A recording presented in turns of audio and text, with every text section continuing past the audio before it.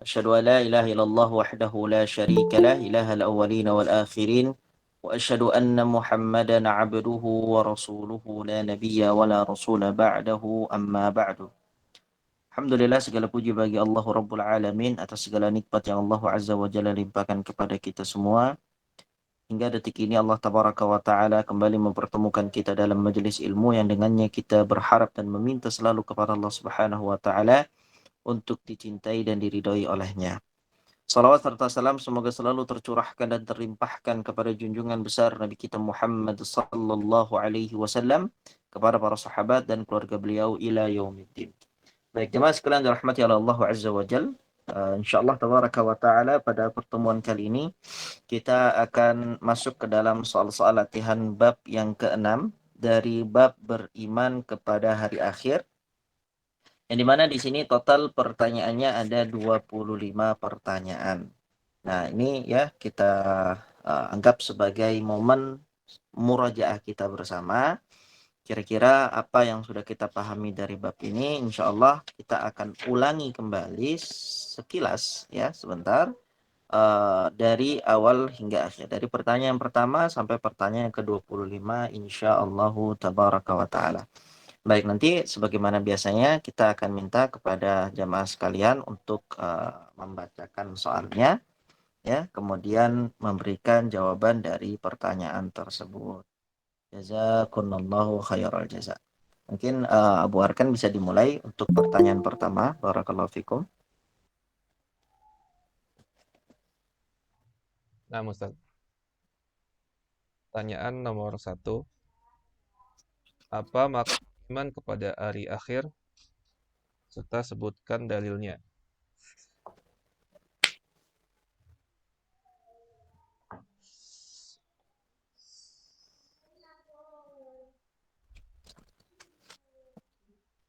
Beriman kepada hari akhir adalah rukun kelima dari rukun-rukun iman. Artinya ialah meyakini dengan pasti kebenaran setiap hal yang diberitakan oleh Allah Subhanahu wa Ta'ala dalam kitab sucinya dan setiap hal yang diberitakan oleh Rasulnya Shallallahu Alaihi Wasallam, mulai dari apa yang akan terjadi sesudah mati, fitnah kubur, azab dan nikmat kubur, dan apa yang terjadi sesudah itu, seperti kebangkitan dari kubur, tempat berkubur di akhirat, catatan amal, perhitungan, timbangan, telaga, titian, pertolongan, surga, dan neraka, serta apa-apa yang dijanjikan Allah Subhanahu wa Ta'ala bagi para penghuninya.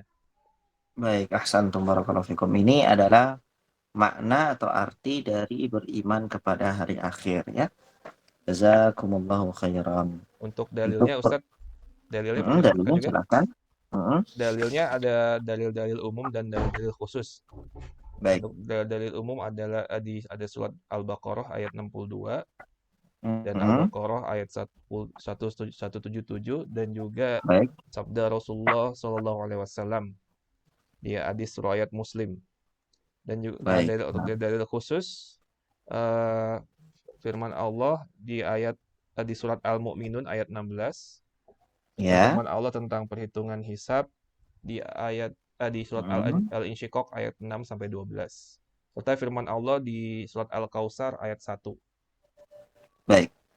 Itu dalil secara umum dan secara khusus ya. Masya Allah. Jazakumullah khair. Barakallahu fikum. Allah ya Ustaz. Amin. Kemudian untuk soal nomor 2. Mohon dibantu untuk dijawab Ibu Endang.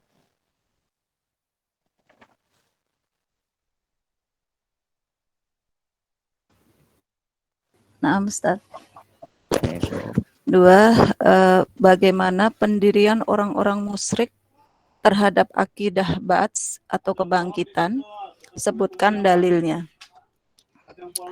Orang-orang musyrik pendiriannya yaitu mereka mengingkari Ba'ats tersebut atau menganggap mustahil hidup kembali setelah tubuh hancur dan melebur dengan tanah. Dalilnya Quran surat Ar-Ra'd ayat 5, Quran surat Al-Mu'minun ayat 82 sampai 83, Quran surat Qaf ayat 3, Quran surat As-Sajdah ayat 10. Baik, itu perkataan orang-orang kafirin yang dimana mereka mengingkari ba'ats, kebangkitan.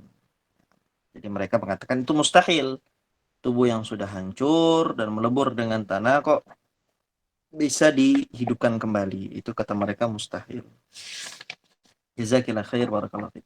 Untuk pertanyaan nomor 3, Ibu Irawati. Silakan Ibu.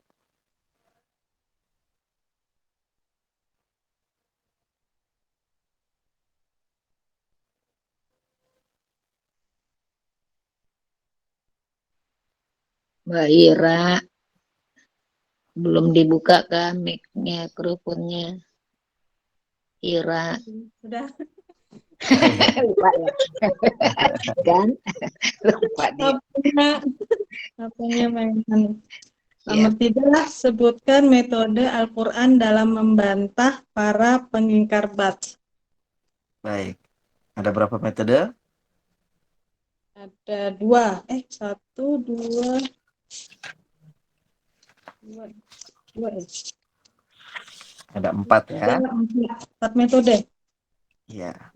Metode.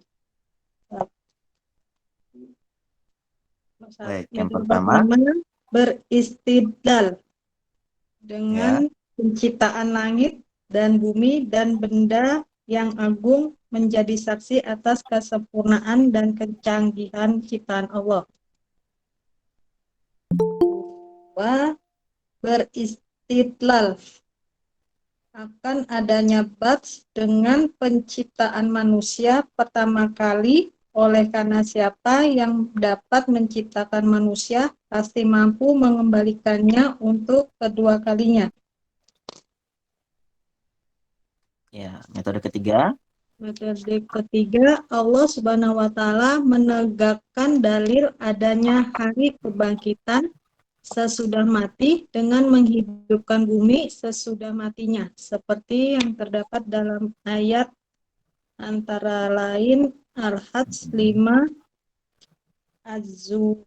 Az-Zukhruf 11. Baik. Metode terakhir yang keempat itu Allah Subhanahu wa Ta'ala telah menghidupkan sebagian orang yang sudah mati di dunia. Baik. Jadi ini adalah 4 metode yang dimana Al-Quran menjelaskan kepada kita orang yang sudah mati itu akan dapat dihidupkan kembali dengan mudah oleh Allah Subhanahu wa Ta'ala. Pertama, tentang metode bagaimana ya kita melihat kebesaran kekuasaan Allah pada makhluk-makhluknya. Seperti matahari, ya, bagaimana penciptaan Allah terhadap matahari, terhadap bintang, terhadap bumi, langit, semua benda-benda yang makhluk-makhluk yang besar ini. Kalau seandainya Allah mampu untuk menciptakan makhluk-makhluk yang sebesar itu, sebermanfaat itu, seagung itu, lalu bagaimana dengan kita yang kecil ini? Tentu lebih mampu. Kemudian yang metode kedua adalah bagaimana Allah Subhanahu wa Ta'ala berdalil di dalam Al-Quran bahwasanya siapa yang mampu untuk menciptakan pertama kali pasti mampu untuk mengembalikannya lagi, ya. Karena ya pengadaan dari sesuatu yang sebelumnya tidak ada menjadi ada itu jauh lebih mudah dibandingkan dengan menghidupkannya kembali atau mengadakannya setelah dia mati. Itu kan ya. Ini metode yang kedua.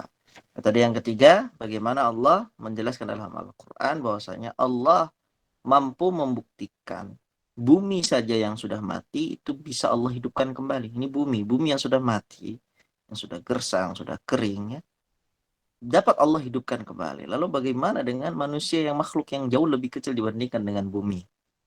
Dan yang keempat adalah bagaimana Allah ceritakan di dalam Al-Quran kisah-kisah nyata umat-umat sebelum kita yang mereka sudah mati lalu Allah hidupkan kembali.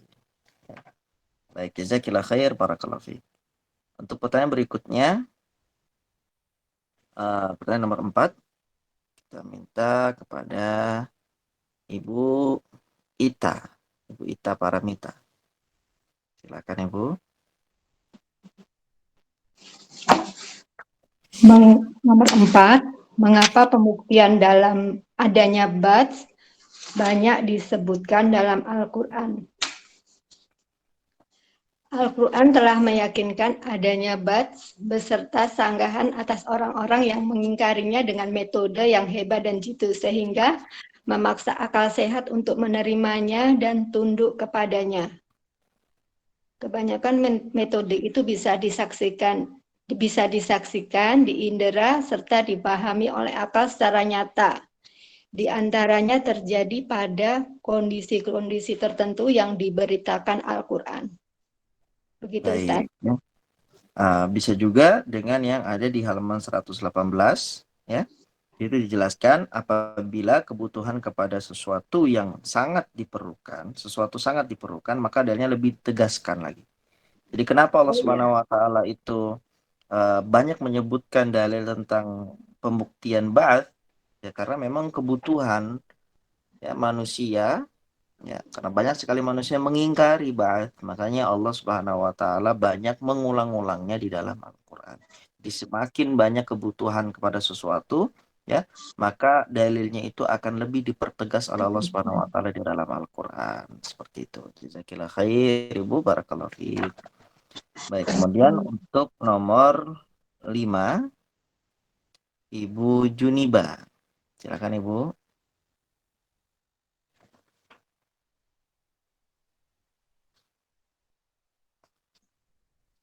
Ada Ustaz? Ya, silakan untuk pertanyaan nomor 5. Nomor 5. Bagaimana hukum beriman kepada pertanyaan dua malaikat di dalam kubur? Nikmat dan azab kubur. Sebutkan dalil-dalilnya. Baik, Kabar hukum dari beriman. Rasulullah. Ya. Kabar dari Rasulullah telah sampai secara mutawatir tentang adanya pertanyaan dua malaikat, nikmat kubur dan azabnya. Karena itu mengimaninya adalah wajib. Dalilnya surah Ibrahim ayat 27 dan hadis riwayat Muslim. Hadisnya panjang-panjang, Ustaz. Ya, nggak apa-apa. Ini aja. Ada berapa dalil berarti di situ? Dari hadisnya ada 4 ya? Ya, Ustaz, hadis riwayat Muslim nomor 42201, nomor 42200, hadis riwayat Bukhari 2134, Al-Bukhari 224. Baik, jazakallahu khair, barakallahu fiik. Itu dalil tadi tentang adanya azab dan nikmat di alam kubur. Baik, pertanyaan nomor 6, Ibu Meti, silakan. Ya, Ustaz. Nomor 6, sebutkan macam-macam siksa kubur dan apa dalilnya. Siksa kubur itu ada 2. Pertama, terus-menerus sampai hari kiamat, yaitu untuk orang yang kafir dan munafik dan sebagian ahli maksiat. Seperti pemberitaan Allah Ta'ala tentang keluarga Fir'aun di surat Al-Ghafir ayat 46. Dan kedua, berlaku untuk waktu yang terbatas kemudian berhenti, yaitu waktu siksaan untuk sebagian ahli maksiat yang ringan kejahatannya. Ustaz, berarti ini yang tadi yang disebut ya Ustaz, yang saya maksud Yang tadi itu ini. Ya. Iya, Artinya benar. berarti sampai di sini ya, artinya ya. Jadinya pertanyaan saya tadi. Ya, Ustaz. Insyaallah, iya. Jadi kan Qadarullah membaca ahli sendiri. maksiat, benar. Sebagian Ya, ahli maksiat, jadi masuknya kedua ini ya. Jadi ya. kalau ada orang mukmin ahli maksiat, dia bisa dapat 2 opsi itu. Dia dapat terus-menerus, ya, atau dia berlaku bagi dia ya waktu yang terbatas kemudian berhenti. Maksudnya apa? Diazab hanya ketika apa? Ketika di alam kubur saja. Ya. Ketika dibangkitkan, dia diampuni dosanya. Nah, berarti kan kalau orang munafik, orang kafir cuma satu tuh poin yang pertama, ya, diazab terus, ya. Tapi kalau orang yang beriman ahli maksiat ada 2 opsi. Diadab terus atau disiksa lalu dihentikan dari siksanya. Nah, tentunya ini semua kembali kepada masyiatullah, kembali kepada kehendak Allah Subhanahu wa taala. Begitu Bu Meta Jelaskan ya. ya Ustaz. Ya, berarti di sini dijelaskan lebih terperinci kenapa diberhentikan Hmm, karena adanya anak soleh, sedekah ya Ustaz yang tadi ya. benar. Berarti di Iya, sini amal tadi bermanfaat ya tadi yang Ustaz sampaikan ya. iya benar. Ya, Sahih, Masya baik Allah. Ustaz. Ya, Alhamdulillah. Amin. Barakallahu. Nomor 7, silahkan dibantu untuk dijawab Ibu Mira. Bismillahirrahmanirrahim. Apa hari kiamat? Hari kiamat adalah tibanya saat seperti yang disebutkan dalam dalil-dalil Al-Ghafir 46 Ya, dan Al-Jasiyah. Itu saja. ya. Kemudian Nah, apa saja nama-namanya di dalam Al-Quran? Kiamat disebutkan dalam Al-Quran dengan beberapa nama, antara lain Al-Qari'ah, Al-Ghoshiyah, At-Tammah, Al-Waqi'ah, Al-Haqqah, As-Saqqah, Yaumul Hisab, dan Yaumuddin. baik. Ini nama-nama dari kiamat ya. Al-Qari'ah, Al-Ghashiyah, At-Tammah, Al-Waqi'ah, Al-Haqqah, As-Sakhah, Yaumul Hisab, dan Yaumuddin. Jazakillah khair, barakallahu fiik. Nomor 8, silahkan Ibu Nurleli. Nah, Ustaz. Apakah waktu terjadinya kiamat bisa diketahui? Lengkapi jawabanmu dengan dalil. Waktu terjadinya kiamat tidak seorang pun yang mengetahui, akan tetapi Allah Subhanahu wa taala memberitahukan tanda-tandanya bahwa kiamat itu sangat dekat. Dalilnya di Quran surat Man 34 dan Al-Ahzab 63. Baik. Al-Ahzab 63. Ini semua dalil bahwasanya tidak ada yang mengetahui kiamat itu kapan terjadi ya, siapapun itu, tidak ada yang tahu. Sampai Nabi kita Muhammad SAW, makhluk yang paling mulia dan paling dicintai oleh Allah saja itu tidak mengetahui ya. Malaikat-malaikat yang berada di sisi Allah itu juga tidak mengetahui kapan kiamat itu akan terjadi. Jadi benar-benar ilmu tentang kiamat itu adalah indallah, benar-benar hanya Allah Subhanahu wa taala yang mengetahui. Jadi kalau seandainya ada orang yang berkata kiamat akan terjadi di tahun sekian, tahun sekian, tahun sekian, maka dia telah mengklaim dirinya mengetahui hal yang gaib. Dan ini adalah suatu kekufuran yang nyata, waliyadzubillah. Baik, kemudian nomor 9.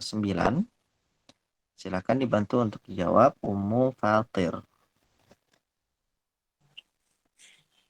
Sebutkan beberapa tanda kiamat yang kecil dan yang besar, serta apa perbedaan antara keduanya.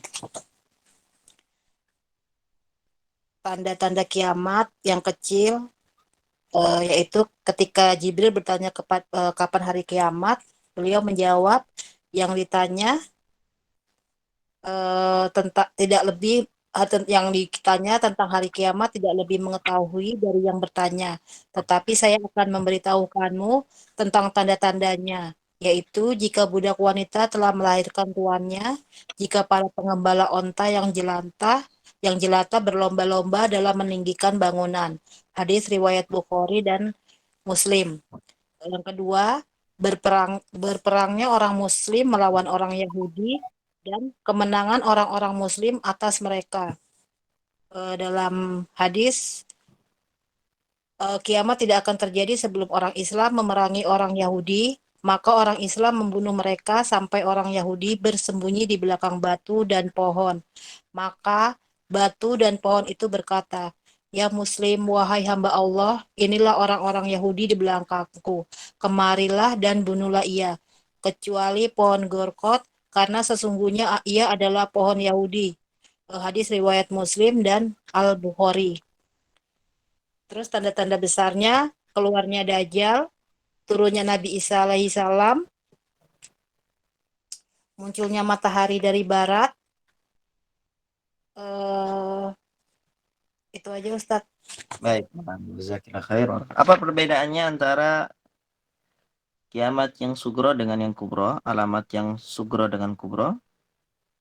Kalau yang kecil itu, kalau yang besar itu pastilah akan menghancurkan dunia dan seisinya. Kalau yang sugro tidak, belum ya. Ya, Gitu, Pak. di sini diberikan keterangan untuk alamat sugro menunjukkan dekatnya kiamat. Kalau yang kubro itu menunjukkan bahwa ia sudah di ambang pintu. Berarti sebentar lagi kan? Sebentar lagi akan terjadi. Nah, ini untuk Muslim yang berperang dengan orang-orang Yahudi. Ya, akhir zaman ini belum terlihat ya sampai sekarang tandanya ya. Belum ada kejadian pohon Gorkot. Memang sekarang orang-orang Yahudi itu mereka ya adalah orang-orang yang tahu tentang nubuah mereka itu ya. Mereka tahu hadis-hadis Nabi SAW seperti ini. Ya, makanya mereka itu mulai untuk menanami pohon Gorkot. Mereka mulai untuk menanami pohon Gorkot karena mereka tahu satu-satunya ya pohon atau tempat berlindung yang akan melindungi mereka dari kaum muslimin yang akan membunuh mereka itu hanyalah pohon Gorkot. Adapun batu, dinding dan berbagai macam ya apapun yang menjadi penghalang antara mereka dengan orang muslim itu akan mengatakan ya muslim ya Abdullah wahai muslim wahai hamba Allah ada Yahudi ini ada orang Yahudi di belakangku fata'al kemarilah faqtulhu dan bunuhlah dia. Ini ya menunjukkan kepada kita bahwasanya hal-hal yang seperti ini adalah masuk ke dalam tanda-tanda yang sugro, tanda-tanda yang kecil ya. Ustadz nambahin ya Ustadz, kalau penjelasannya tadi ada di halaman 126 yang Ummu Fatir sampaikan, itu disebutkan kan bahwa tanda-tanda sugro kecil yang diberitakan oleh Rasulullah sangat panjang bahasannya. Berikutnya dalil yang seperti pendeknya waktu, kekurangan amal, munculnya berbagai fitnah, banyak pembunuhan, pelacuran, kefasikan, dan lain-lain. Itu berasa ya Ustadz, wakiknya saat ini yang disampaikan. Artinya yang saya rasakan sebenarnya gini, baru subuh tiba-tiba sudah zuhur. Subuh tiba-tiba ada maghrib. Itu kan waktunya pendek ya Ustadz. Artinya ini menunjukkan betul-betul apa yang disampaikan Rasulullah, apa yang Allah sampaikan melalui lisan Rasulullah itu sudah kita alamin. Berarti kita ini sudah fase yang mendekatin sugronya sudah terasa ya Ustadz. Benar, ya? mendekati yang sugro ya, benar saya. Iya, Karena banyaknya pembunuhan ya, banyak sekali pembunuhan, pelacuran, ya, berkurangnya amal, ya berkurangnya pendeknya amal. waktu, munculnya berbagai fitnah ya. Fitnah ini bukan tuduhan ya, fitnah itu dikatakan oleh para ulama. Fitnah itu adalah segala hal yang menghancurkan keimanan kita. Ya. Baik itu skala kecil ataupun besar. Ya. Seperti dengan adanya, jadi seseorang itu bisa mendapatkan fitnah pada imannya tanpa dia harus keluar dari rumah. Di dalam rumah, ya fitnah itu datang ke dalam rumahnya ya, melalui televisinya, melalui handphonenya ya, melalui media-media yang ada. Jadi sesuatu yang dapat menghancurkan keimanan seseorang, baik itu dalam skala besar ataupun kecil, itu disebut dalam agama dengan fitnah. Makanya Nabi SAW itu dalam sebuah hadis yang diriwayatkan oleh Imam Bukhari dalam Kitabul Iman, Imam Bukhari membuat bab minad dini al-firaru minal fitan. Termasuk dari keimanan kabur dari fitnah. Lalu beliau membawakan hadis Nabi SAW, yushiku ayyakuna khayra malil muslimi ya ghanamun yasba'u biha sya'fal jibali wa mawaqi'al qatri yafiru bidinihi minal fitan. Akan datang atau sudah dekat sekali waktunya. Jadi harta yang terbaik yang dimiliki oleh seorang muslim itu adalah seekor kambing yang dia gembalakan di tempat-tempat yang sangat jauh dari ya peradaban manusia. Yang dimana dia lakukan itu sebagai bentuk kabur dari fitnah. Ya, dia kabur membawa agamanya, kabur lari dari fitnah. Nah, itu menunjukkan apa? Menunjukkan bahwasanya di akhir zaman itu memang ya akan banyak sekali fitnah yang terjadi. Akan banyak sekali hal-hal yang dapat merusak keimanan agama seseorang ya kalau seandainya dia tidak hati-hati. Baik, ini banyak sekali hal-hal yang sudah kita rasakan ya. Ustadz, itu hadisnya kalau yang disebut Afwan Ustadz, hadis ya Ustadz yang mengatakan bahwa salah satunya juga tanda-tanda kiamat kecil itu adalah dekatnya pasar. Ya Ustadz. Dekatnya pasar. Artinya sekarang kan tangan pasar itu kan tadi tangan di gadgetnya kita, Ustaz. Oh ya, Ternyata. Sof. Begitu ya? Ya, Ustaz. Ya, Ustaz. Saya memahami tadi, ini gimana deketnya pasar. Tapi setelah kita pengalamin, oh Masya Allah, iya di jari kita kan sekarang pasar itu. Ya kan nggak mesti keluar. Kalau yang Hadisnya, di hadisnya betul hadis nggak, Ustaz? Hadisnya di hadis bagaimana, Ustaz? di hadis Posisi. Muslim, di hadis yang diriwayatkan oleh Imam Muslim dalam sahihnya itu Nabi bersabda, ya khairul buq'ah masajiduha wa syarrul buq'ah aswaquha. Seperti itu ya. Kama qala Nabi sallallahu alaihi wasallam. Sebaik-baik tempat di atas muka bumi ini adalah masjid, dan seburuk-buruk tempat di atas muka bumi ini adalah pasarnya. Jadi pasar itu disebutkan oleh Nabi sebagai seburuk-buruknya tempat. Sebaliknya masjid sebagai sebaik-baiknya tempat gitu kan. Adapun tadi yang disebutkan itu ya tidak dapat dinisbatkan kepada Nabi Shallallahu Alaihi Wasallam. Jadi kalau kita artikan apa yang ada di handphone kita ini ya tergantung bagaimana kita mengkondisikannya. Dia bisa menjadi seburuk-buruknya ya barang kita karena dia mendekatkan kita kepada sesuatu yang menghancurkan keimanan kita, atau dia bisa menjadikan diri kita ya lebih dekat kepada Allah. Tergantung bagaimana kita menggunakannya. Ibarat pisau ya, pisau itu mau digunakan untuk keburukan atau kebaikan itu tergantung dari pemakaian kita. Kalau kita gunakan ini untuk menyakitkan orang lain atau menyakitkan diri kita sendiri, nah berarti pisau itu menjadi barang yang madarat bagi kita. Tapi kalau kita gunakan untuk ya kebaikan, ya maka itu akan menjadi ladang pahala bagi kita semua. Nah, Berarti bukan hadis ya, Ustaz. Tadi Ustaz bilang tidak dinisbatkan pada Rasulullah, berarti yang saya sampaikan tadi itu bukan ya. Iya, bukan. Berarti bukan ya, Ustaz. Bukan juga Iya, asar, bukan juga hadis. Artinya dari mana ini bahasa itu ya, Ustaz? Nah itu kalau itu perlu dicek lagi siapa yang mengucapkannya pertama kali. Tapi kalau dari hadis Rasul itu tidak ada hadis Rasul yang sahih yang seperti itu. Nah, baik Ustaz, jazakallah khair. Saya terkoreksi jadinya Ustaz. Jadi tidak berdusta atas nama Rasulullah. Masya Allah.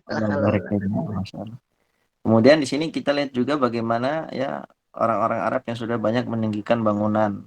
Nah ini juga sudah kita saksikan ya. Ini sudah terjadi nih. Kemudian budak-budak wanita yang melahirkan tuannya. Nah, ini mungkin hampir ya. Di mana di sini para ulama katakan bahwa saya nanti di akhir zaman akan kembali terjadi peperangan.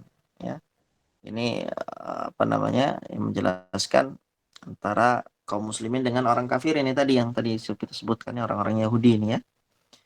Orang-orang Yahudi ini ya ini menunjukkan akan terjadi peperangan antara orang muslim dengan orang kafir. Bahkan dengan Nasrani juga ya ada peperangan yang besar antara kaum mukminin dengan orang-orang Nasrani. Tapi di sini ya jadi sebagian dari alamat-alamat sughra sudah kita saksikan dan sebelumnya belum kita saksikan. Ya, jadi yang benar-benar kita sudah berada di apa? Tanda-tanda yang sughra. Ini menunjukkan apa? Jadi kalau sebagian saja sudah kita saksikan, sudah kita lihat, sudah kita dengar ya, apalagi ya dengan sisanya. Sisanya sangat sedikit sekali ya dibandingkan dengan apa yang sudah kita saksikan ini. Ini menunjukkan bahwasanya kita ini memang sudah benar-benar di ambang ya hari kiamat. Tapi kapannya wallahu taala alam. Baik, kemudian berikutnya nomor 10 ya. Nomor 10, apakah sur itu? Baik. Untuk pertanyaan nomor 10 kita minta tolong kepada Ibu Tika ya. Ibu Tika silahkan dibantu untuk dijawab. Ya, Ustaz. Apakah sur itu? Sur adalah trompet atau tanduk yang ditiup. Ya. Baik. Apa pula arti menutnya? Arti menutnya apa Ustaz? Nggak ngerti. Untuk perhatian kah? Ya, meniupnya itu kan untuk 3 hal ya, waktu itu pernah kita bahas. Faza'ah itu membuat kaget ya. Kemudian untuk yang kedua tiupan mematikan, dan tiupan yang ketiga adalah untuk membangkitkan. Nah, dan berapa kali peniupan sur tersebut dan siapa yang meniupnya? Siapa yang meniupnya, Ibu? Serafil. Malaikat Nah, Israfil. barakallahu fiik. Penyimpannya 3 kali ya. Ya, tiupannya 3 kali. Ada sebagian ulama yang mengatakan itu 2 kali. Yang mengatakan 2 kali berarti tiupan fazaah itu digabungkan dengan tiupan untuk mematikan. Oh. Nah, barakallahu fiik. Sahihnya 2 kali atau 3 kali, Ustaz? Itu sebenarnya tergantung. Yang 2 benar, yang 3 benar. Yang mengatakan 2 itu dia gabungkan antara fazaah dengan yang mematikan. Gitu. Jadi kalau dia katakan 3 berarti dipisah. Antara poin pertama dengan kedua dipisah. Kalau dia katakan 2 berarti poin pertama dengan 2 digabung. Kemudian yang keduanya poin ketiga. Itu hanya perbedaan ini saja, perbedaan apa istilah saja.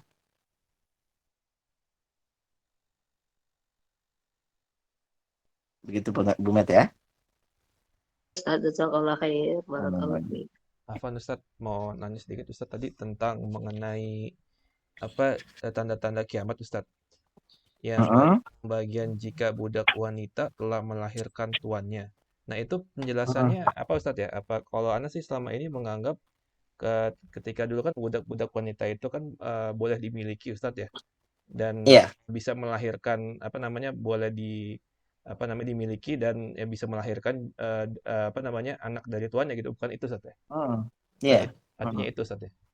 Artinya itu. Jadi untuk poin ini ada 2 pendapat kalangan para ulama.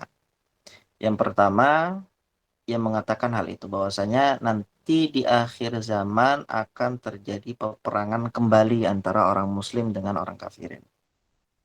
Jadi memang akan ada peperangan. Kenapa harus ada peperangan? Karena dalam bab perang itulah akan adanya perbudakan. Jadi tanpa peperangan tidak akan ada perbudakan. Ya. Islam itu bukan yang mendatangkan perbudakan. Islam datang, perbudakan sudah ada. Bahkan Islam itu memerangi perbudakan. Jangan disalahartikan bahwasanya Islam itu identik dengan perbudakan. Ya, karena banyak orang-orang liberal yang menyerang Islam dari hal ini, gitu kan? Mereka mengatakan bagaimana Allah menghalalkan perbudakan tanpa dinikahi dan yang lain sebagainya. Islam datang itu perbudakan sudah ada. Bahkan Nabi banyak di dalam hadis-hadisnya memerintahkan kita untuk membebaskan budak. Itu di salah satu apa? Salah satu bentuk Islam memerangi perbudakan. Baik, di sini Nabi mengabarkan bahwasanya perbudakan itu akan ada lagi kelak nanti di akhir zaman. Akan ada lagi peperangan, akan ada lagi peperangan antara orang mukminin dengan orang-orang kafirin. Yang ketika itu terjadi di zaman Nabi, lalu kemudian terhenti, dalam arti kata terhenti di sini tidak dalam skala yang besar. Mungkin kita bisa katakan seperti zaman kita sekarang ini, ya. Dan nanti akan ada lagi di akhir zaman dengan skala yang besar. Baik, ini pendapat yang pertama berkaitan dengan budak. Seorang wanita budak yang melahirkan tuannya. Penjelasan yang kedua yang disebutkan oleh sebagian ulama ini menyatakan bahwasanya di akhir zaman akan banyak sekali anak-anak yang durhaka kepada ibunya. Di sini bagaimana Nabi menjelaskan bahwasanya seorang wanita dia akan melahirkan tuannya. Jadi ibarat anak ini saking durhakanya dia tidak menghormati ibunya dan menganggap ibunya itu bagaikan budak. Dengan sikapnya, dengan perilakunya, dengan tindak tanduknya, seakan-akan dia menjadikan ibunya itu sebagai budak. Dan ini tentunya dua penjelasan dari para ulama yang sama-sama harus kita fahami. Jadi tidak bisa ditarjih.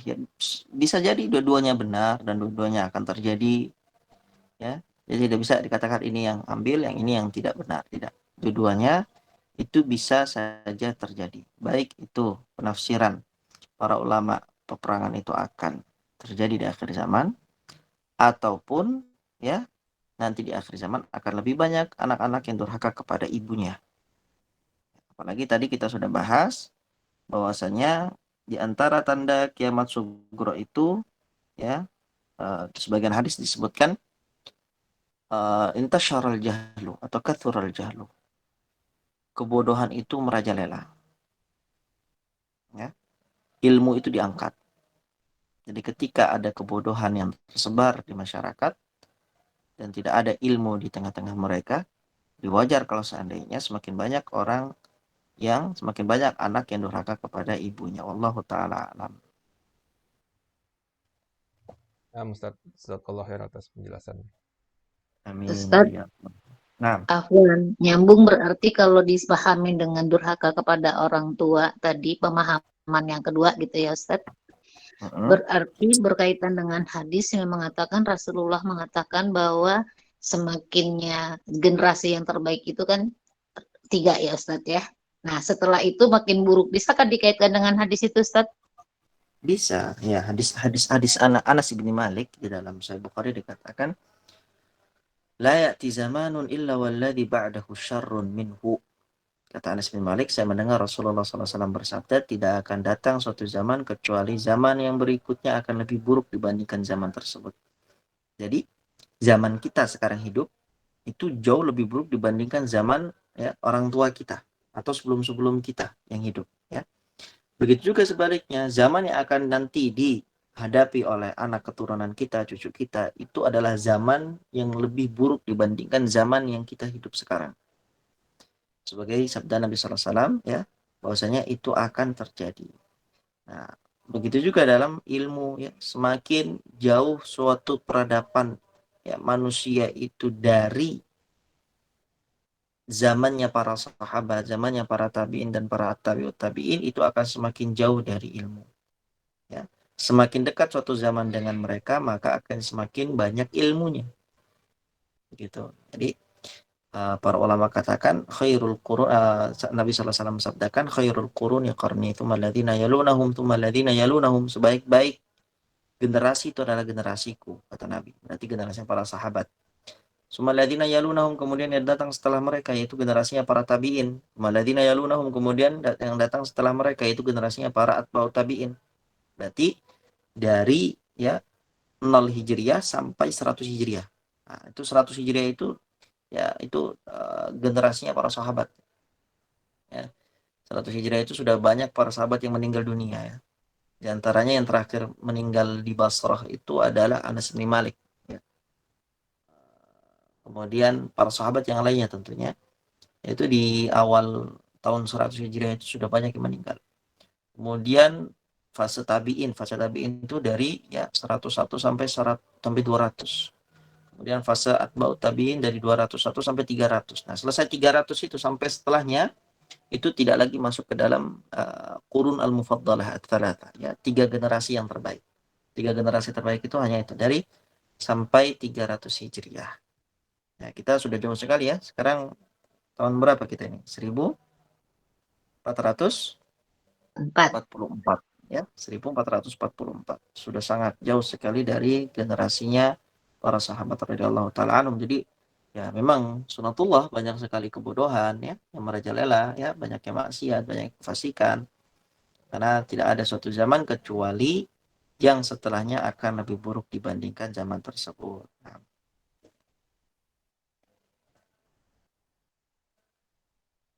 Baik, kemudian kita di pertanyaan nomor berapa sekarang? 11 ya.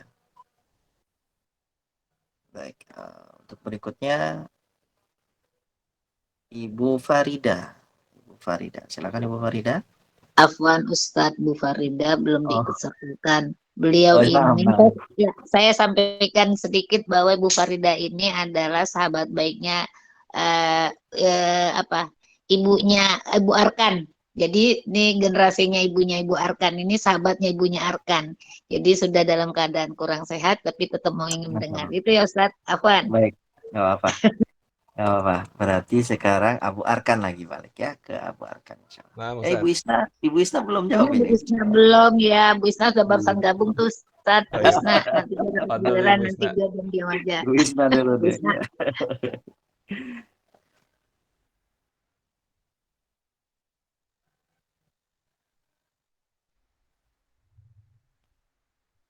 Mic-nya udah dibuka belum ya Bu Isna?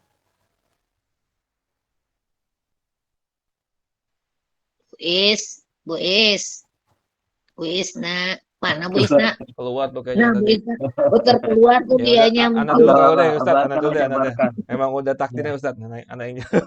Oh, udah masuk tuh. Ya udah nggak apa. Jadi gimana nih? Bu Isna dulu atau Ana dulu Ustadz? Belum stabil mungkin ini ya Oh iya, internetnya oke. Bu Isna. Ana dulu ya Ustadz ya. Ya, abarkan dulu nggak apa-apa. Nah Ustadz. Nomor 11. Kapankah terjadinya ba'ats dan apa dalilnya? Kapan terjadinya? Yaitu apabila azbuz zanab atau tulang ekor sudah tumbuh dan jasad-jasad sudah utuh seperti semula, ditiuplah sangkakala yang kedua kalinya. Lalu kembalilah semua ruh ke dalam jasad masing-masing. Baik. Dalilnya Allah Subhanahu wa taala berfirman dalam surat At-Takwir ayat 7. Lalu pada surat Al-Anbiya ayat 104, surat Yasin 51 sampai 52, surat Qaf ayat 42, Al-Mutaffifin ayat ke-6. Lalu Al-Kahfi ayat 47, surat Yunus ayat 45. Baik, Masya Allah. Ya, itu dalil-dalil yang sangat banyak sekali yang menunjukkan bahwasanya hari kebangkitan itu pasti akan datang ya. Dan hari kebangkitan itu ya sebagaimana hadis yang tadi disebutkan, hadis yang diriwayatkan oleh Imam Muslim dari Abu Hurairah radhiyallahu taala anhu, Nabi Shallallahu alaihi wasallam bersabda, ya kata Nabi sallallahu alaihi wasallam, Allah akan menurunkan air dari langit. Ini dalam kondisi seluruh makhluk mati ya. Tidak ada satupun makhluk yang hidup kecuali yang diizinkan oleh Allah. Ya. Ini dalam kondisi semuanya mati. Ini setelah tiupan sangkakala yang kedua, ya. Setelah sangkakala kematian, ditiupkan sangkakala kematian semuanya mati. Setelah mati itu, ya, sebelum ditiupkan sangkakala yang ketiga, sangkakala yang untuk dibangkitkan, ya, Allah Subhanahu wa taala akan menurunkan hujan. Dari hujan itu, dari air hujan itu, ya, dari air hujan itu, maka semua hal, ya, jasad berkaitan dengan jasad manusia, jasad semua makhluk itu akan dikembalikan seperti semula. Jadi kan tadinya sudah hancur, ya, tangannya sudah hancur, ya, tengkoraknya sudah hancur, tulangnya sudah hancur. Yang tersisa adalah ajbud dana, tulang ekor. Tulang ekor itu ya yang tidak hancur. Ya. Dari tulang ekor itulah yang kemudian terkena air hujan tersebut, dia akan tumbuh kembali, jasad-jasad itu menjadi seperti semula. Lalu kemudian ditiuplah sangkakala yang ketiga. Setelah itu terjadi kebangkitan. Nah, itu dikatakan ya, kapankah terjadinya ba'ats. Ya, berarti setelah Allah Subhanahu wa taala menurunkan hujan yang dengannya semua jasad kembali utuh, barulah ditiupkan sangkakala yang ketiga, yang itu adalah tiupan untuk ba'ats atau kebangkitan. Jazakumullah khair, barakallahu fiik. Baik, kemudian untuk soal nomor 12, silakan dibantu untuk dijawab Ibu Endang. Nah, Ustaz. Apakah arti hasyar dan bagaimana orang-orang akan datang ke mahsyar? Hasyar artinya pengumpulan manusia di padang mahsyar. Baik. Dan mereka ke padang mahsyarnya dari tempat kebangkitan mereka dengan cara yang berbeda-beda sesuai dengan amalannya di dunia. Itulah. Nah, dan para dalilnya yang Qaf tadi 44 ya. Qaf 44. Nah, jazakillahu khair, barakallahu fiik. Pertanyaan nomor 13. Ibu Ibu Irawati. Nomor 13, apakah arts dan hisab itu? Allah Subhanahu wa Ta'ala memperlihatkan kepada manusia apa saja yang telah dilakukan di dunia dan menjadikannya mengakui hal tersebut. Dalilnya surat Al-A'raf 6, Al-Kahfi 47, Ghafir 17, dan Al-Ghasiyah 25 sampai 26. Baik, itu ars ya. Nah, kemudian hisab. Hisab itu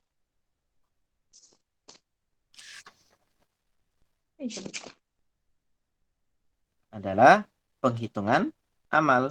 ya. Jadi setelah amal itu dihisab, kemudian di'ard gitu ya. Amal itu dihitung, kemudian disodorkan atau ditampakkan, diperlihatkan. Cuma memang berbeda bagaimana cara Allah memperlihatkan amalan orang yang beriman dengan orang yang kafir, itu sangat berbeda ya. Orang beriman itu ditutup, diberikan satar, ya, penutup. Jadi aib-aibnya itu dijaga oleh Allah Subhanahu wa Ta'ala. Sedangkan orang kafir itu pemberian amal mereka atau penampakan amal mereka, pemberitahuan amal mereka itu diumumkan di seluruh makhluk, ya, di padang mahsyar, sehingga tahu ya apa saja yang sudah dia lakukan ketika di dunia dari dosa-dosanya, ya. Itu perbedaan artnya orang mukmin dengan orang yang tidak beriman. Baik, jazakillah khair, barakallahu fik Ibu. Baik, nomor 14, Ibu Ita. Silakan dibantu Ibu Ita dijawab untuk pertanyaan nomor 14. Bismillah. Apakah orang yang akan menerima buku catatan amal dengan tangan kanannya akan dihisap?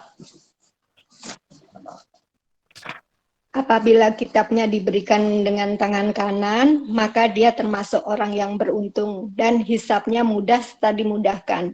Jadi tetap dihisap ya Ustadz ya, tapi hisapnya dimudahkan dan termasuk orang yang beruntung. Ya, hisapnya dimudahkan. Ini merupakan cita-cita yang mulia ya. Kita berharap semoga Allah Subhanahu wa Ta'ala menjadikan hisap kita jadi hisap yang dimudahkan ketika nanti kelak di padang mahsyar. Ya, ini ibarat audit ya, diaudit semuanya. Yang mengingatkan kita bagaimana Nabi SAW bersabda, la tazulu qadama 'abdin yaumal qiyamah hatta yus'ala an arba'. Ya, tidaklah bergeser kedua kaki manusia di padang mahsyar kelak sampai ditanya 4 hal tentang usianya ya, untuk apa dihabiskan, untuk hartanya dari mana dia dapatkan, untuk apa dia infakkan, tentang apa anggota badannya, jisimnya ya, nikmat-nikmat apa saja. Maka di dalam hadis ini sebutkan Allah itu akan menyebutkan semua nikmat-nikmatnya kepada kita. Bukankah aku telah memberikan kamu ini semuanya dari awal sampai akhir, semua nikmat Allah ya. Yang Allah katakan kita itu tidak akan pernah bisa menghitung nikmat Allah itu nanti akan Allah ungkit semua nanti di akhirat. Ya, Allah akan ungkit semuanya, sesuatu yang di kalkulator manusia itu tidak bisa dihitung. Di sana itu akan diungkit semua oleh Allah Subhanahu wa Ta'ala. Kenapa Allah mengungkit? Karena Allah berhak untuk mengungkit. Makanya ya, seperti misalnya sombong. Kenapa manusia itu tidak boleh sombong? Karena sombong itu sifatnya Allah. Karena Allah yang berhak untuk sombong. Manusia tidak berhak untuk sombong. Begitu juga dengan mengungkit. Kenapa Islam itu melarang untuk mengungkit pamrih terhadap pemberian. Bahkan itu bisa menghapuskan ya pahala infak kita, sedekah kita. Karena dengan mengungkit itu. Kenapa? Karena itu adalah sifat khusus milik Allah Subhanahu wa Ta'ala. Ya, Allah akan mengungkit semua pemberian yang Allah berikan. Ya, Allah berikan kita ini, itu semuanya kan. Kemudian di waktu yang bersamaan Allah Subhanahu wa Ta'ala juga menyebutkan dosa yang telah kita lakukan. Ya, dari 1 sampai terakhir. Semua dosa yang kita lakukan itu akan disebutkan Allah Subhanahu wa Ta'ala sampai benar-benar apa? Ya, seseorang itu meyakini dirinya akan hancur. Ketika dia sudah putus asa ya, sudah sangat sedih, yakin bahwasanya dirinya akan hancur, baru Allah Subhanahu wa Ta'ala mengatakan Sungguhnya aku telah menutup aib-aibmu, dosa-dosamu ketika di dunia, dan pada hari ini aku akan ampuni semuanya. Ya. Itu tentang orang yang beriman. Dan tentunya ini kembali lagi kepada masyiatullah. Ini kembali lagi kepada ya kehendak Allah Subhanahu wa taala. Jadi kita ya berharap kepada Allah Subhanahu wa taala untuk diberikan kemuliaan-kemuliaan seperti ini ya. Kita bukan makhluk yang bebas dari dosa, bukan orang yang maksum ya, bukan orang yang dijaga dari dosa. Kita punya banyak kesalahan, punya banyak dosa ya. Hanya dengan cara-cara seperti inilah, permintaan kepada Allah inilah yang menjadikan diri kita ini akan selamat kelak di akhirat ya. Barakallahu fiik wa jazakillahu khair. Ustadz, Kemudian berikutnya, Afwan Ustadz, boleh ya sedikit? silakan. Artinya berkaitan tadi yang dijawab sama Bu Ita itu, kalau saya nggak khilaf kan kita dituntun sama ya Rasulullah untuk berdoa memohon kepadanya hisab permudah Tuhan. Allahumma hasibni hisaban yasira ya Ustadz. Artinya meminta diringankan. Maksudnya hisabnya itu dimudahkan ya Ustadz. Artinya termasuk itu ya. Itu hadisnya sahih ya Ustadz? Itu bukan hadis, tapi itu bisa diambil dari ayat yang tadi itu di Al-Insyiqaq ayat 7 sampai 8. Ya, berarti bukan hadis tetapi boleh diminta situ ya. Iya Ustadz ya. Jadi kalau kita sebelum waktu sujud atau sebelum salam dengan mendoakan Allahumma hasibni hisaban yasyira, minta dimudahkan hisabnya. Gitu ya Ustadz? Itu boleh. Nah, boleh ya. Baik Ustadz, jazakallahu khair wa barakallahu fikum. Amin wa iyyakum. Masyaallah. Ustaz, Baik, kemudian mau tanya Ustaz, boleh Ustaz? Silakan. Ustaz, kalau menghubungkan dengan ini gimana Ustaz, dengan hadis yang apa ya, kita kemarin syafaat ya, yang masukkanlah dari umatmu orang-orang yang tidak dihisap dari pintu surga. Nah, itu tidak maksudnya bagaimana Ustaz? Tidak dihisap yang kalau tadi kan kita bicara pasti dihisap Ustaz. Nah, untuk menyambungkan dengan hadis ini gimana Ustaz? Yang tadi Nah, yang itu kan pengecualian. Semua manusia akan dihisap, gitu kan? Itu secara umum. Ada juga pengecualian yang Nabi kabarkan, akan ada 70.000 dari manusia yang mereka itu ya tidak akan dihisap. Mereka masuk ke dalam surga tanpa hisap dan tanpa adab. Itu pengecualian. Berarti kalau pengecualian akan ada orang-orang seperti itu. Tapi mu'dham manusia, mayoritas manusia akan melalui hisap.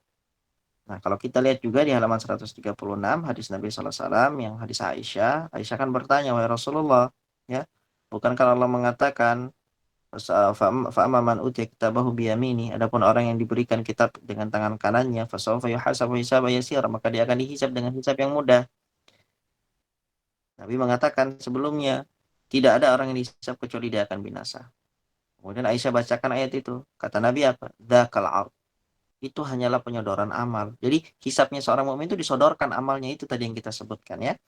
Dia disebutkan amal-amal yang baik, yang amalan-amalan buruknya kan. Kemudian disebutkan nikmat-nikmat Allah atas diri dia. Itu hanya sekedar apa? Hanya sekedar penyodoran amal. Tapi kata Nabi, wa man nuqishal hisab halak. Siapa yang diperinci hisabnya? Nuqish itu maksudnya didebat, ya, didebat, di sidang, ya. Itu sudah pasti akan binasa. Itu perbedaan antara orang yang hanya disodorkan amalnya dengan orang yang memang benar-benar diperinci dan dia itu benar-benar disidang oleh Allah Subhanahu wa taala, maka dia akan binasa. Baik. Kalau hadis yang masuk ke surga tanpa hisab tanpa adab itu pengecualian. Akan ada orang-orang yang seperti itu. Nah, Ustaz, jazakallahu khair atas penjelasan. Amin. Barakallahu fiik. Nyambung Ustadz, kalau dengan hadis yang mengatakan bahwa hisaplah dirimu sebelum dihisap itu bagaimana korelasinya Ustadz? Itu perkataan Umar bin Khattab. Iya, Umar Khattab ya. Hasibu anfusakum qabla an tuhasabu, hisaplah diri kalian sebelum kalian dihisap. Itu maknanya di dunia. Jadi sebelum kita dihisap nanti kelak di akhirat, ya, kita hisap dulu nih. Kita evaluasi dulu nih, ya, sebelum nanti kita akan dievaluasi oleh Allah. Kita evaluasi dulu diri kita di dunia sebelum kita meninggal dunia, sehingga ketika kita sudah mendapati dosa kita yang begitu banyak dan begitu besar, setelah evaluasi kita bisa bertobat, yang dengannya kita akan selamat dari evaluasinya Allah. Ya, hasibu anfusakum qabla an tuhasabu itu adalah ajakan dari Umar bin Khattab kepada kita semua untuk mengevaluasi dosa kita hingga akhirnya kita bertobat dan selamat dari hisabnya Allah.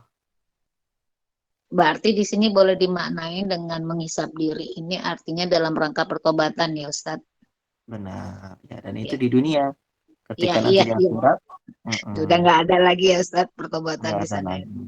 Ya, Nggak ada. artinya gunanya di Umar bin Khattab di sini mengajak kita untuk menghisap itu supaya bermanfaatnya hisapnya nanti ya Ustadz ya. Artinya di sini itu bisa Benar. perbaikan ya. Iya. Baik, Ustadz. Ya, itu Wan Ustadz terlalu menyambung-nyambung supaya nggak agak apa-apa. Ini pentingnya kita untuk merajaah kan. Iya, apa-apa. Nggak apa-apa, bagus.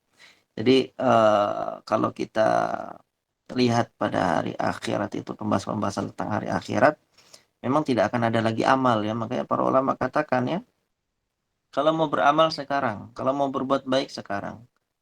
Karena pada kesempatan di dunia ini tidak ada hisab, ya, tidak ada perhitungan kecuali apa yang kita lakukan pada diri kita sendiri ya. Evaluasi itu dari kita sendiri. Ya. Evaluasi Allah itu nanti di akhirat. Ya. Sekarang ini ladang kita untuk beramal. Tidak ada hisab. Tapi nanti ketika kita sudah meninggal dunia, itu dari awal sampai selama-lamanya. Nggak ada batasnya ya. Nggak ada batasnya. Nggak ada batas waktunya. Pokoknya dari kita meninggal dunia sampai selama-lamanya. Itu adalah balasan. Hisab itu di situ nanti. Pembalasan itu di situ. Jaza itu di situ. Perhitungan itu di situ. Tidak akan ada amal. Ya, makanya orang-orang yang kemudian lalai dari kebaikan di dunia ini, dia akan apa? Dia akan menyesal. Kenapa dulu saya tidak beramal? Kenapa saya dulu tidak ya beribadah? Kenapa saya dulu tidak belajar? Kenapa saya dulu tidak ya melaksanakan perintah Allah? Kenapa saya dulu melakukan ini, melakukan itu yang itu dilarang oleh Allah? Penyesalan itu di akhir dan itu tidak akan bermanfaat penyesalan di akhir. Kalau mau menyesal dari sekarang. Sebelum ruh ini meninggalkan jasad, maka menyesallah. Ya. Menyesal sebelum semuanya terlambat. Mencela diri sendiri ya Ustadz karena kurangnya ya. Dia sudah beramal saja mencela apalagi yang tidak beramal ya Ustadz. Benar. Ya, makanya kan Nabi menyebutkan dalam sebuah hadis kan, fala yalumanna illa nafsa. Janganlah dia mencela orang lain kecuali dia mencela dirinya sendiri. Jadi yang memang benar-benar bersalah itu ya bukan kita disibukkan untuk mencari kesalahan orang lain, oh gara-gara kamu, tidak, gara-gara saya. Ya.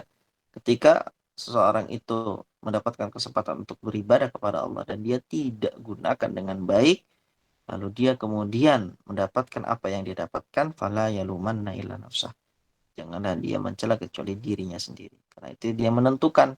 Yang jalan hidupnya dia menentukan ya. Saya mau melangkah ke kanan, saya mau melangkah ke kiri, saya mau melangkah lurus ya. Saya mau jadi orang yang baik-baik, saya mau menjadi orang yang tidak taat, itu kan pilihan dia ya. Allah memberikan pilihan, dia ambil pilihan itu. Nah, ini tentunya nanti akan ada pembahasan nanti di bab qadar ya, di bab setelah bab beriman kepada hari akhir.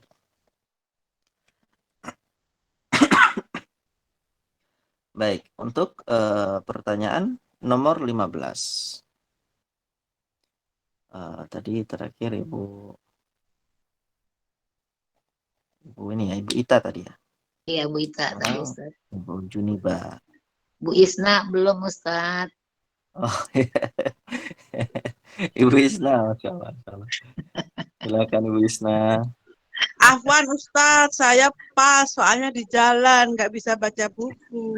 Ya Rob, Masya Allah. Semoga selamat di jalan Ibu Isna. Masya Allah ya. Berarti sambil ini aja ya, sambil nyimak ya, Insya Allah. Nah, silakan Ibu Juniba. Nomor 15. Bismillah. Apakah makna firman Allah pada surah Yasin ayat 65?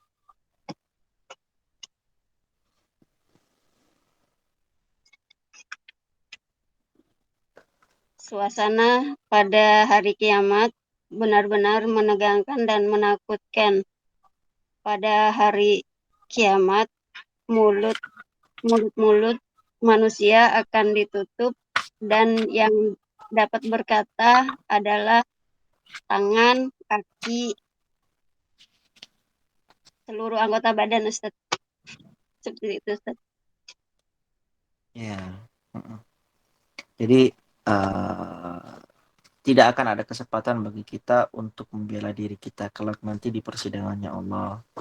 Jadi mungkin kalau di persidangan manusia di dunia ini kita bisa bersilat lidah ya, kita bisa beralasan, bisa ya mencari hujah, mencari pembenaran. Tapi nanti ketika di akhirat semua ya manusia mulutnya akan ditutup oleh Allah Subhanahu wa taala dan anggota badan mereka lah yang bersaksi, tangannya bersaksi, ya, kakinya bersaksi, matanya bersaksi, telinganya bersaksi, semua anggota badannya bersaksi. Allahul musta'an.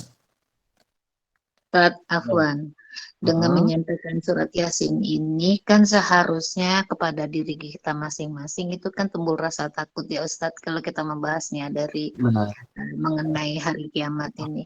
Kalau hati itu tidak merasa ada takut berarti ini hati mati, hatinya sakit parah ya Ustadz. Begitukah Ustadz memahaminya? Iya, Untuk antara intervensi pada sakit diri. dengan mati. Iya, iya kan Ustadz, artinya kan kalau hati yang tidak sakit atau yang dia sakit tidak sakit parah, artinya kan kesanggol sedikit kan berasa gitu loh Ustadz.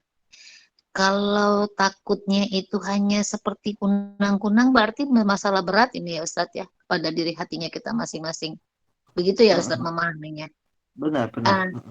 Artinya begini, hikmah daripada Allah menyampaikan melalui lisan Rasul ini kan bukan sekedar menakut-nakuti, tetapi memang harus tumbuh rasa takut karena orang yang masuk jannah itu kan karena takut kepada Allah gitu kan Ustaz.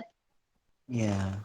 Kalau hatinya sudah keras seperti batu, hati ini karena bahasanya begini ya Ustaz, hati ini kan tempatnya wadahnya iman.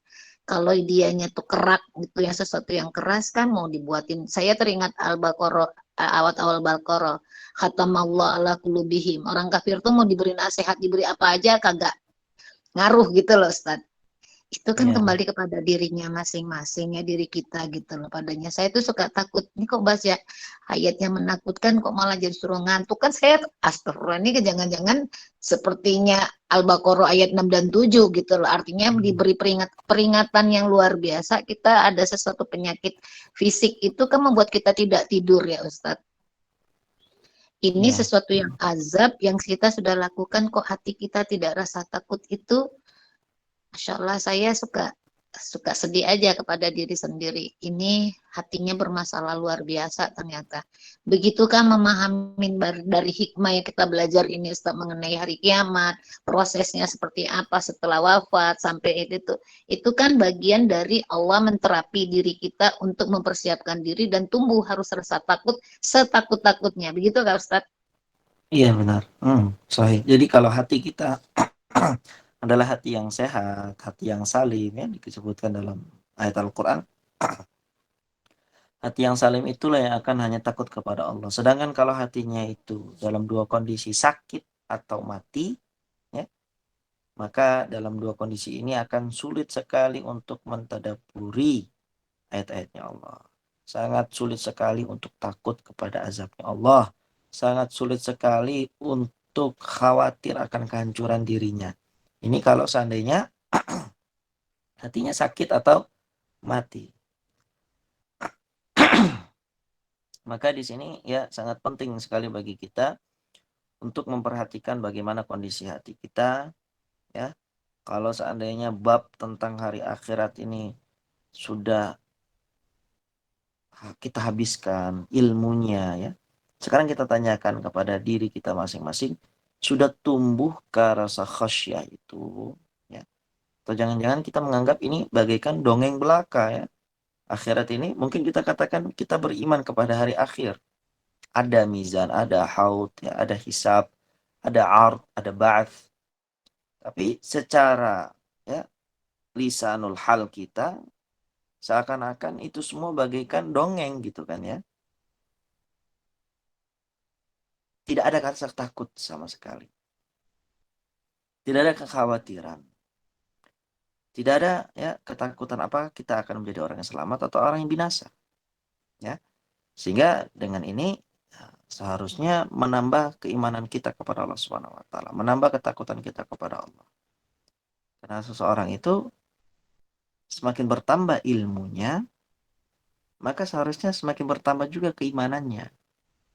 Jadi jangan menjadi orang yang keilmuannya itu hanya sekedar menambah wawasan dia.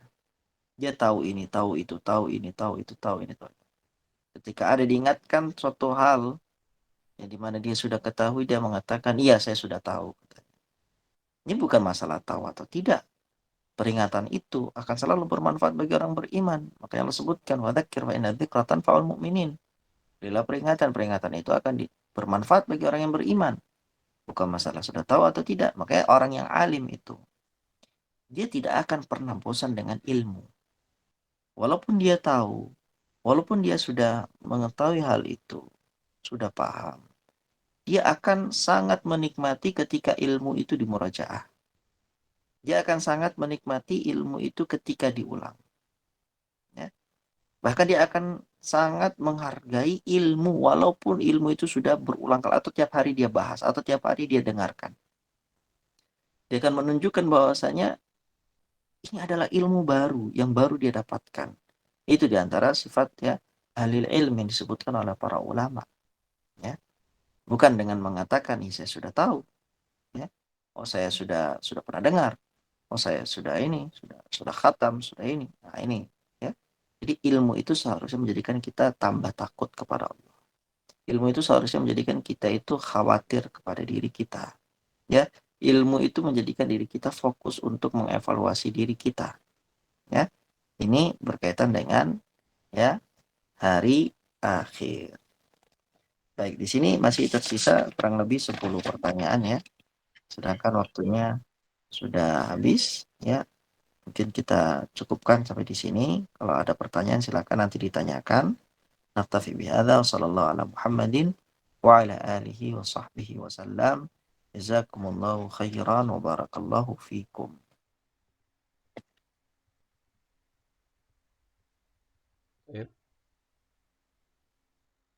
Jazakallahu khairan wa barakallahu fiik wa ahsanallahu ilaik atas ilmu yang telah disampaikan oleh Al-Ustaz Abu Ayyub hafizahullah ta'ala.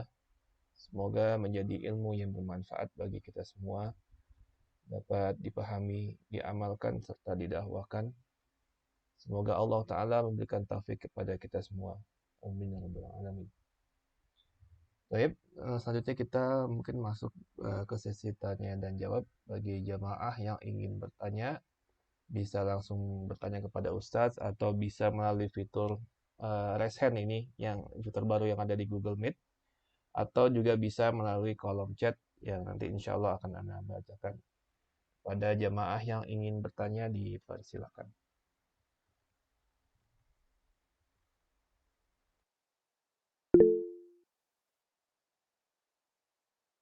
Tanya kembali ya Ustadz. Silakan ya, Bu. Berkaitan tadi dengan rasa takut Ustadz.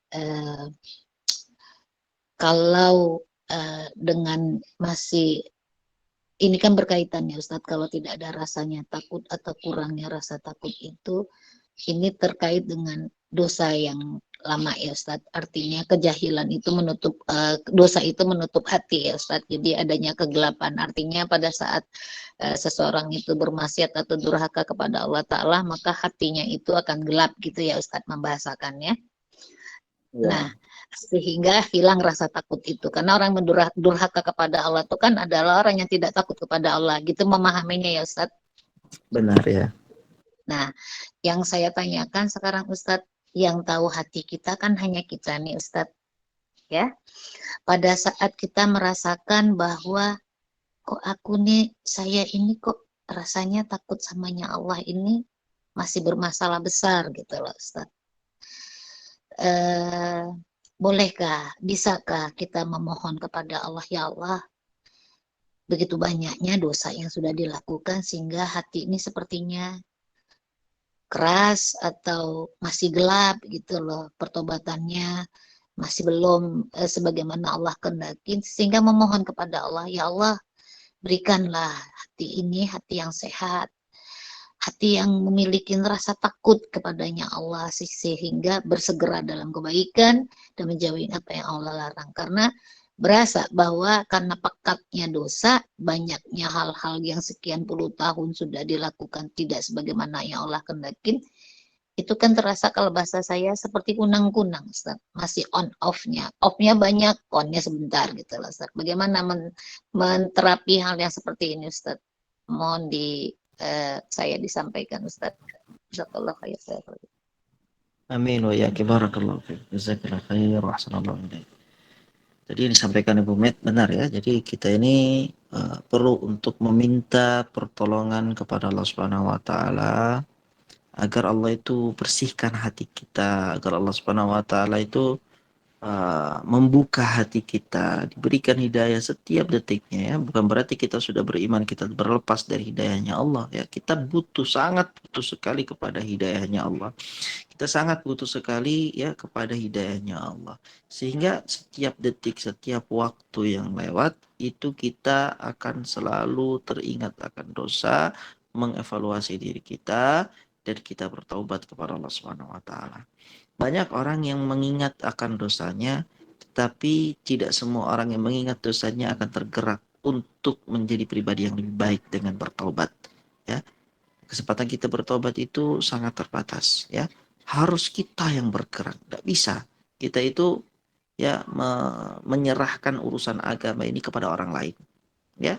Kita tidak bisa santai-santai dengan mengatakan yang penting saya memiliki anak yang saleh, memiliki anak yang baik, memiliki pasangan yang saleh ya, memiliki pasangan yang baik gitu ya.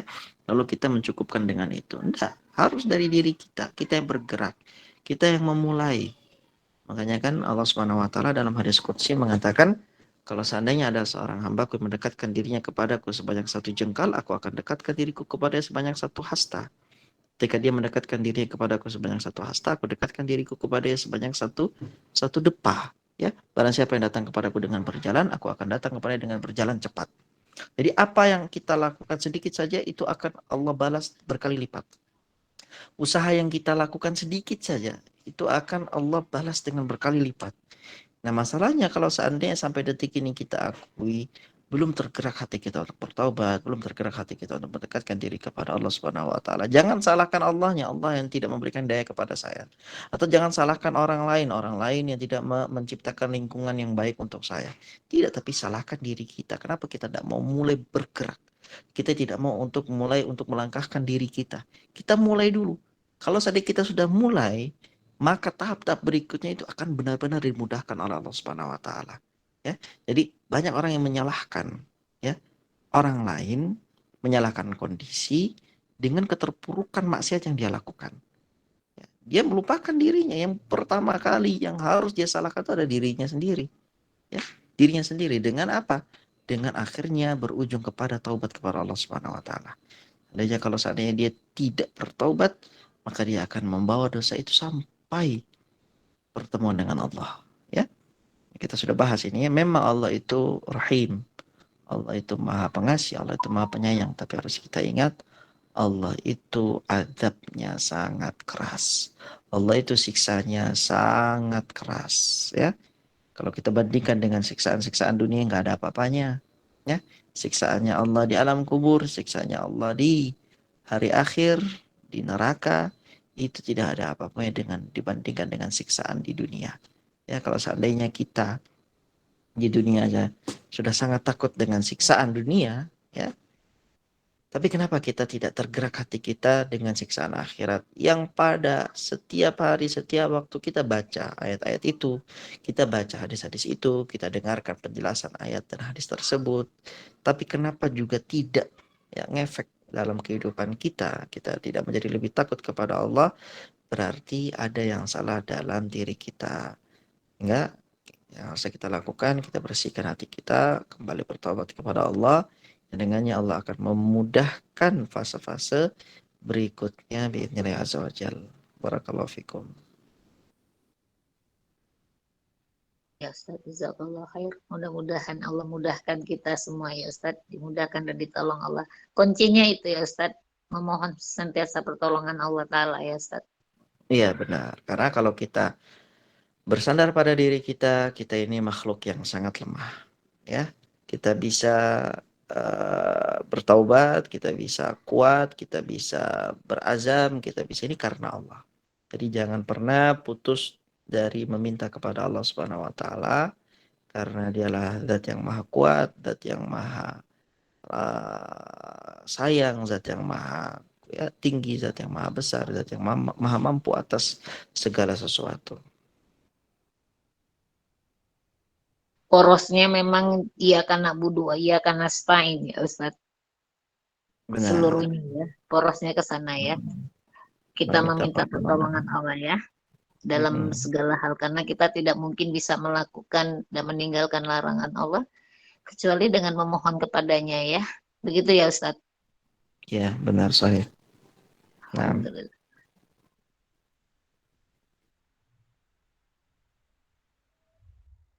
Yep. Jazakumullah khairan wa barakallahu fikum atas pertanyaan jamaah dan juga jawaban dari Al-Ustaz Abu Ayyub. Taib, nampaknya satu pertanyaan lagi terakhir. Dipersilakan kepada jamaah yang ingin bertanya. Tafadhol.